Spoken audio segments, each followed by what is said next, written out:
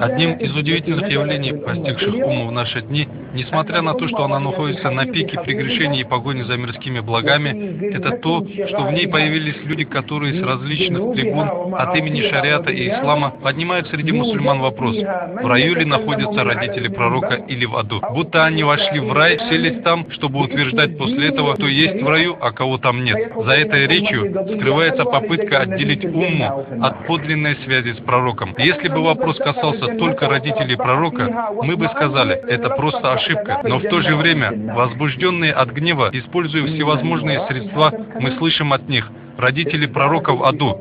Допустим, что мы согласны с этим. Спрашиваем, что еще? Они отвечают: Медина пророка. Не называй ее лучезарной Мединой. Она называется Медина пророка.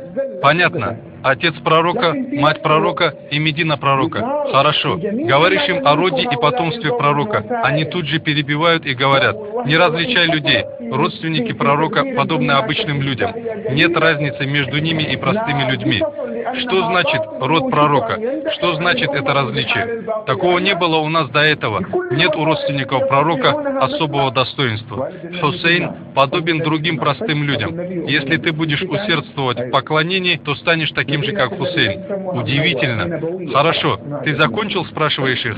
Они: нет. Отец пророка, алейхиссалату вассалам, его мать, его Медина, его родственники. Понятно. Говоришь им о сподвижниках. Они же: да, это сподвижники пророка. Они ошибаются и могут не ошибаться. О, люди, говоришь им, сын Умара стремился получить баракат. Они обрывают: нет, сын Умара ошибся. Хорошо, все, вы закончили? Отец пророка, его мать, его Медина, его родственники, его сподвижники. Заговариваешь о предметах, имеющих отношение к пророку, алейхиссалату вассалам, они твердят: предметы, места, имеющие отношение к пророку, мы сломаем и разрушим. Запрещено стремиться получить баракат от предметов или мест, имеющих отношение к пророку. Уважаемый, а он ширк. Удивительно. Говоришь им: эй, народ, в Бухаре есть хадис о том, что наш господин Абдулла сын Умара притрагивался к румане мимбара пророка, алейхиссалату вассалам. Они возражают: нет, это его безрассудство, безумство. Удивительно. Теперь хоть вы закончили? Читаешь перед ними салават пророку громко, так они тут же: нет, не возвышайте свой голос, когда вы читаете пророку салават. Это запрещено. Это нововведение, бид'a читать салават громко. Говоришь: эй, народ, мы любим пророка, алейхиссалату вассалам, отец пророка, его мать, его родственники, его сподвижники, его Медина, предметы и места, имеющие к нему отношение, и даже читать на него салават тоже запрещено. О, Кехлеви, ты хвалишь пророка? Это бид'a. Зачем ты хвалишь пророка? Пророк же сказал: не возносите меня, как возносят христиане Иисуса. Так говорят они.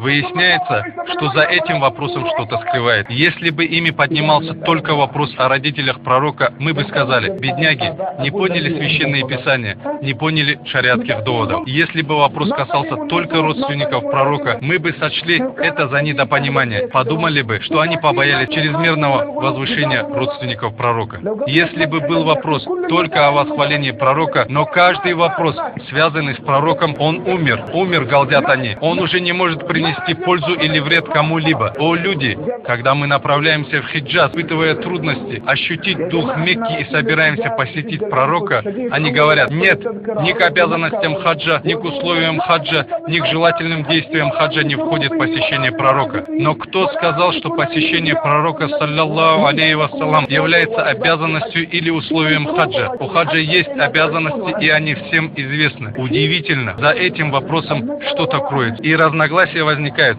не из-за недопонимания доводов религии. Вопрос стоит между этими людьми и между пророком. Вот в чем дело на самом деле. Из их уст можно услышать: мы любим пророка. Я же отвечаю: лжете вы, клянусь Аллахом. Если бы вы любили пророка, вы не отнеслись бы к нему таким образом. Отец пророка и мать пророка в аду. Какую цель ты преследуешь тем, что занимаешь мысли людей этим вопросом? Как я уже вам говорил, за этим вопросом скрыта цель – искоренить из наших сердец любовь к пророку. Говоришь ему: могила Зайнаб из потомства пророка, алейхиссалату вассалам, находится возле тебя в Египте. А он отвечает: хвала Аллаху, я никогда не входил на этот зиарат. Гордишься, да? Радуешься этому? Она не желает, чтобы ты ее посетил. Не желает. Если бы она этого желала, то Аллах помог бы, направил бы тебя посетить ее могилу. Он может сказать: люди совершают порицаемые поступки, посещая могилы. Люди совершают порицаемые поступки возле Каабы. Теперь что, ты оставишь посещение Каабы? Есть люди, которые входят в мечеть Харам, режут одежду ножницами, совершая кражу. И из-за этого нам что, оставить мечеть Харам? Люди совершают порицаемые поступки в намазе. Теперь нам что, оставить намаз? Люди совершают ошибки в чтении Корана. Теперь нам что, оставить Коран? Люди совершают порицаемые поступки в сунне. Теперь нам что, оставить сунну? Есть некоторые люди, которые под именем хадисов вставляют ложь, и тем самым они умышленно возводят клевету на пророка, алейхиссалату вассалам. Если уж в этой области хадисов есть такие люди, то нам что, нужно оставить хадисы? Оставить Коран, оставить хадисы, оставить Каабу, оставить родственников пророка, алейхиссалату вассалам. А давайте изложите мысль одним словом. Получается, что мы должны оставить нашу религию. Это и есть конец подобной речи. Когда у наших врагов не получилось отвернуть нас от религии явным образом, внедрили тех, кто будут говорить именем религии, чтобы вырвать эту религию с наших сердец. Как говорится в хадисе пророка, алейхиссалату вассалам, появятся смуты, подобные мраку ночи.